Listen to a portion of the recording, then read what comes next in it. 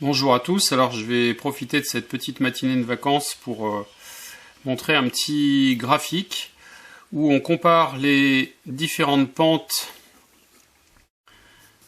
de certaines caractéristiques de résistance. Alors en réalité on verra que ces pentes sont plutôt les conductances et donc les calculs associés, et on parlera aussi de la notion de delta et de calcul de la pente avec des triangles qui ne sont pas reliés à l'abscisse. Donc pour la première, on a ici un courant de 1 ampère divisé par une tension de 3 ampères. Donc on se retrouve avec une conductance de 1/3 de Siemens, ce qui nous donne une résistance de 3 ohms. A noter, pour les Siemens, c'est un S majuscule, alors que pour les secondes, un S minuscule. Donc erreur à ne pas faire. Pour R2, on peut prendre différents triangles pour calculer la pente, soit celui-ci, soit celui-là, soit celui-ci, soit même celui-là. On le verra à la fin. Celui-là est intéressant. Donc moi je vais prendre celui-ci. Donc on a 2 ampères divisé par 2 volts.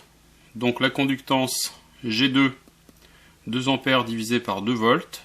Donc ça nous donne 1 Siemens. Et évidemment l'inverse de 1, c'est toujours 1.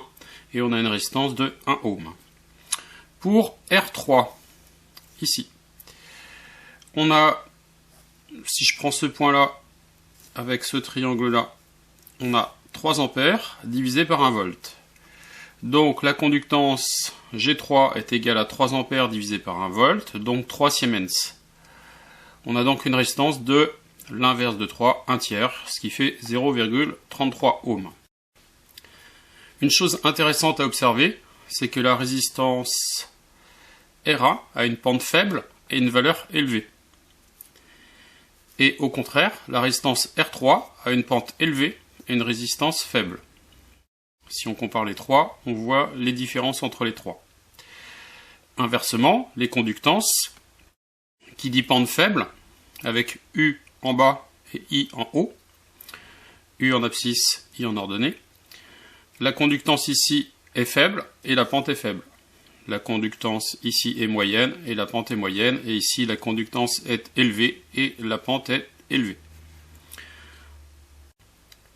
Alors je voulais montrer aussi qu'au lieu de prendre ce triangle-là, on peut prendre ce triangle-là pour calculer la conductance, et on peut prendre aussi, ce qui va nous être très très utile, un tout petit triangle, puisqu'on peut considérer par exemple que sur une courbe, on a différentes petites lignes et on peut calculer la pente de chacune de ces courbes en certains points, et ça nous sera très utile par la suite, comme je viens de le dire, notamment pour le calcul des diodes ou des transistors.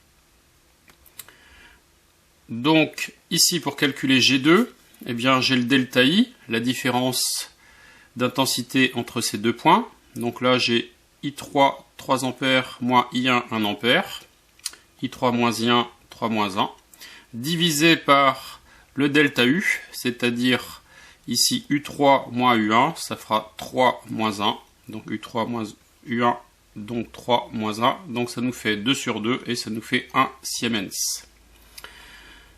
La résistance R2 est évidemment l'inverse de la conductance et on trouve la valeur de 1 ohm.